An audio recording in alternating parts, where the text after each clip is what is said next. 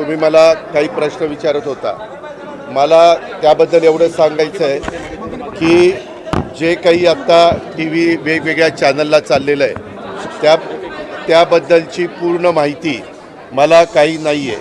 माझा त्या गोष्टीशी डायरेक्ट अजित पवार म्हणून दुरान्वयी देखील संबंध नाही. मला 35 वर्ष महाराष्ट्रातली जनता ओळखते. त्या संदर्भामध्ये मी उलट या निमित्तानं संपूर्ण माहिती घ्यायचं ठरवलेलं आहे. कारण मागे एकदा 3-4 महिन्यापूर्वीची गोष्ट असेल की अशा पद्धतीचं काहीतरी चाललं आहे असं कानावर आलं. त्यावेळेस मी सांगितलं की असलं काही चुकीचं केलेलं मला चालणार नाही. असल्या कुठल्याही चुकीच्या गोष्टी कुणी पण करू नयेत अशा स्पष्ट सूचना मी दिलेल्या होत्या. परंतु त्याच्यानंतर परत काय झालं ते काही मला माहिती नाही. परंतु आता चॅनलमध्ये वेगवेगळ्या त्या जमिनीच्या बद्दल बरंच काही सांगितलं जातं. त्याची इत्थंभूत माहिती काय डॉक्युमेंट्स आहेत काय नाही, कुणी परवानगी दिली कुणी नाही, मी आपल्याला सांगतो. मी आजपर्यंत कुठल्याही माझ्या जवळच्या किंवा लांबच्या नातेवाईकांच्या संदर्भामध्ये कुठंतरी त्यांना फायदा होण्याच्या करता एकाही अधिकाऱ्याला कधी फोन केला नाही किंवा कधी सांगितलेलं नाही. उलट मी या निमित्तानं महाराष्ट्रातल्या जनतेला नाही परंतु उपमुख्यमंत्री म्हणून अधिकारी वर्गांना कर्मचाऱ्यांना सगळ्यांना सांगेन की जर माझ्या नावाचा वापर करून कुणी चुकीचं करत असेल किंवा त्याच्यामध्ये नियमात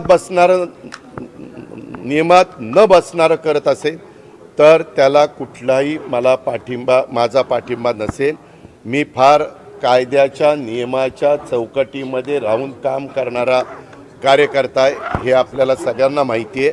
आणि त्याच्यामुळं मी आता मला आज कुणीतरी दुपारी मगाशी एक दाखवलं, मुख्यमंत्री म्हणाले की ह्याची चौकशी मी करतो. जरूर मुख्यमंत्र्यांनी चौकशी करावी, तो त्यांचा अधिकार आहे. जर उद्या कुठल्याही बाबतीमध्ये कुणी काही तक्रार केली तर चौकशी करून त्याची शहानिशा करणं, त्याच्यातली सत्यता पडताळून बघणं आणि त्याच्यामध्ये काय नक्की घडलं आहे ते त्या ठिकाणी पाहणं हे सरकारचं कामच आहे. पण आत्तापर्यंत मी दिवसभर इथं असल्यामुळं मी त्याची माहिती घेतली नाही. मी त्याची माहिती घेऊन परत तुम्हाला उद्याच्याला भेटीन संध्याकाळीचा, कारण मला पण उद्या दिवसभर काम आहे. आणि त्याच्यामध्ये संपूर्ण माहिती काय झालं आहे, कसं झालं आहे, कुणाबरोबर डॉक्युमेंट झाले, ते कायदेशीर आहेत का, ते नियमात बसतात का, ह्या सगळ्या गोष्टी माहिती घेऊन वस्तुस्थिती तुमच्यासमोर सांगितली. मी एवढंच कानावर आल्यानंतर सांगितलं की कुठल्याही गोष्टी चुकीच्या करू नका, एवढं तर मी सांगणार. त्या पद्धतीनं मी सांगितलेलं आहे. परंतु आता ते काय तुम्ही स्टॅम्प ड्युटी म्हणताय आणखीन काय म्हणताय त्याची सगळी शहानिशा करतो ना. कारण मीच आज राज्याचा अर्थमंत्री म्हणून काम करत असताना कुठल्याही व्यवहारात कुणी टॅक्सच्या बाबतीत नियमाप्रमाणेच वागलं पाहिजे. टॅक्सच्या बाबतीत नाही, सगळ्याच बाबतीमध्ये नियमाप्रमाणेच गोष्टी झाल्या पाहिजे.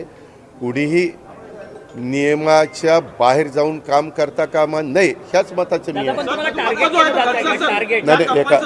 एक मिनिट, माझ्या घरचा नाही, तो बंगला पार्थ अजित पवारांच्या नावाने आहे, त्याच्यावर तो पत्ता त्याचा आहे. समजलं का? दादा पण टार्गेट केलं जातं का तुम्हाला?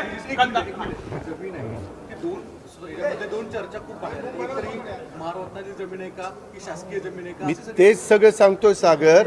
मी त्याची सगळी माहिती इत्थंभूत घेतो. कारण मी ज्यावेळेस बोलणार आहे मला आत्तापर्यंत माहिती नाही. मी आत्ता बोललो नसतं तर तुम्ही म्हणला असता की बाबा इथं कुठंतरी पाणी मुरतंय. तुम्हाला सगळ्यांना माझा स्वभाव माहिती आहे. मी कधीही चुकीच्या कामाचं समर्थन केलं नाही. जर चूक झाली तर मी कबूल करतो, ही माझ्याकडनं चूक झाली, मी ती दुरुस्त करतो. परंतु ह्याच्यात माझा दुरान्वय पण संबंध नाही. मी कुणाशी चर्चाही केलेली नाही. मी त्याच्या संदर्भात कुणाशी बोललेलो पण नाही आहे. मला आणि अलीकडच्या काळामध्ये ज्यावेळेस आमच्या घरातली मुलं सज्ञान होतात, मोठी होतात, ते त्यांचे व्यवसाय करतात. परंतु ह्याच्यात मी पुन्हा सांगतो, माझा दुरान्वयी देखील कुठल्या अधिकाऱ्याला फोन नाही, कुणाला सांगणं नाही, कुणाला तिथं वेगळं काही त्याच्यामध्ये मदत करा अशाही पद्धतीची भूमिका नाही.